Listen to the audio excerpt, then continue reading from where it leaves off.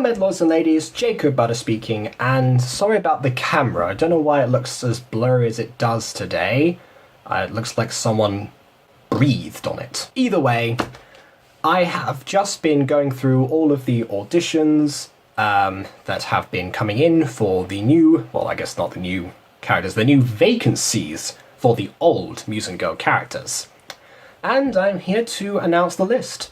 There was actually a comfortable amount of auditions this time. On the Mrs. Dysart side, it took a while for people to get them in that actually embraced the character as they knew, as she was anyway. But now that those are in, as I promised, I'm going to announce the roles. So, without further ado, let's announce the roles. I had no other segue of rephrasing that, just announce the roles. So, the first role to announce is Empress. So, Empress, as people know, is a bit of an almost eccentric character, but she doesn't really come across like that because of the way that she's portrayed in the Mutant Girl, which sounds weird to say that a character from the Mutant Girl doesn't come across the way they should in the Mutant Girl. But the thing is, she wasn't from the Mutant Girl originally. She was actually made by Nasib and was a character voiced by Nasib herself, and was one that was essentially just a spoiled rich girl who took the mick out of everyone and mocked those who were less fortunate than herself, which was basically everyone. Now, this was downplayed a lot because she was friends with Morwenna, and any friends of Morwenna's were friends of hers. But she still gives herself like a slight airs of importance in the way that she speaks, in the way that she comes into a room and announces stuff, etc. And also she likes teasing Silas and Geneva for their relationship, even though they've been married. So, yeah, with all of that, actually, there were a few auditions for this one. I know that BB Butter was actually quite a fan of the first person who auditioned, and I personally agree. The person who got this role is Ali. The expression "first is worst" does not apply here. So, yeah, again, it was actually a closer call than he made it seem out, actually. He made it to be, actually.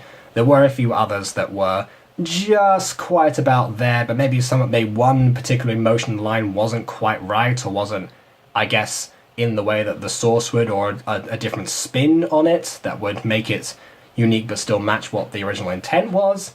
I don't know, something else, but in this case, it turns out the first is best, so congratulations to Ali. Next up, I'm going to announce two of these at the same time, because Pop and Kylie, although they had vastly different amounts of people auditioning for them, Kylie only had 3 people, and Pop had 6. She was the most auditioned for this time round. She was the Leslie of this casting call, if you will. But it actually became down to a debate between the same 2 actresses, actually. I'll say them both now.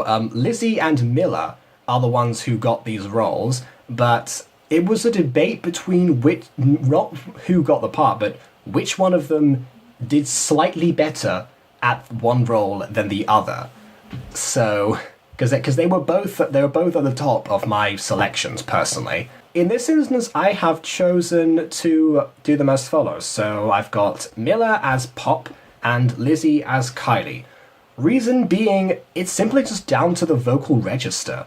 Miller's voice is slightly deeper than Lizzie's, which is kind of the same as Nasib's voice was slightly deeper than Natasha's, or well, way deeper. She was confused for a boy often. And in this case, yeah, it came across in their characters. Pop was a deeper voice than Kylie, who was voiced by Natasha. So it makes sense in this instance. So again, it's almost not even the way they say the lines. Well, it is the way they say the lines, actually, but it's what their voice is. Anyway, you get the idea. Congratulations to both of them. This is the big one now. Mrs. Dysart. Mrs. Dysart was interesting, because the first people who auditioned for Mrs. Dysart just read the script. And the thing is, normally you think that would be alright. Normally it is. That's what you have to do in auditions. But this time, I provided references mostly because of Mrs. Dysart. Because if anyone has seen the show, they'll know that Mrs. Dysart, again, I said this in Morning Wednesday, has a very particular voice. And that voice is something that can't really be described. It can only be experienced. So that's why the episode in question was there. For some reason, they came up across with different lines. So they said the two people who did the best auditions. I had an emergency announcement a couple of days ago, as you saw, that no one had probably done Mrs. Dysart yet that actually convinced me, and then I ended up getting two people, and this is even more of a debate than in between Miller and Lizzie, and it was for the same character. So it was something that I struggled with actually to determine which one was doing over the other, because even then they were almost like on different ends. So it's almost like which one. I mean, yeah, obviously which one was more Mrs. Dysart, but which one would kind of work in terms of both a reboot of remaster of season one, not a reboot, and the season carrying on. It was something that was quite difficult to actually determine, and it was almost like I had to go with my very, very gut feeling on this one, more so than really any others that I'd gone with so far.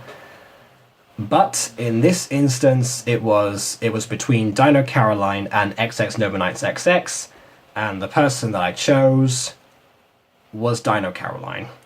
Again, by a really small margin, but it's there. So I guess in a way, the best way to know how to do a Mrs. Dysart voice is again to kind of experience the Dysart, like I said before.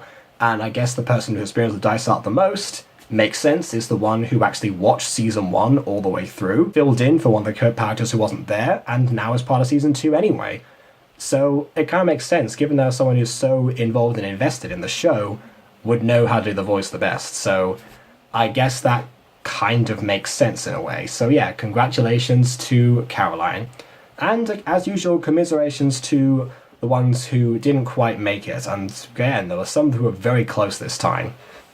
So that's a good sign, because in Puppy Love there were quite a few people who I had to scrap completely after 2 seconds of listening to their auditions. But there were a few of those this time, but not many.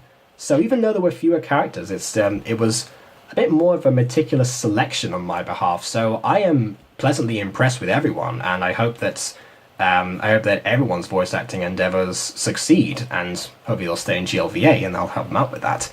But, whatever happens, so those are the characters, and I'm going to be, obviously, when Gacha Club comes out, which is today if you're in the US and tomorrow if you're over here, I'm going to start working on the next episode of The Mutant Girl in Gacha Club. So, everyone, please get your lines for episode 4 in. If you need the script, DM me. It should be in the server anyway, or somewhere. I'll put it somewhere. And I'll notify people who've got the parts anyway. So yeah, you're in season 2, everyone. They're who's got the parts. So yeah, congratulations once more, and get those in quickly, because we want to be the first once again. We are the first animated voice acted series in Gacha Life. Let's see how close we can get to doing that in Gacha Club and being in the same show.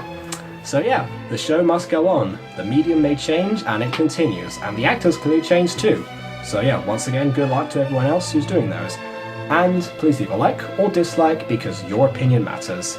And on that note, until next time, farewell.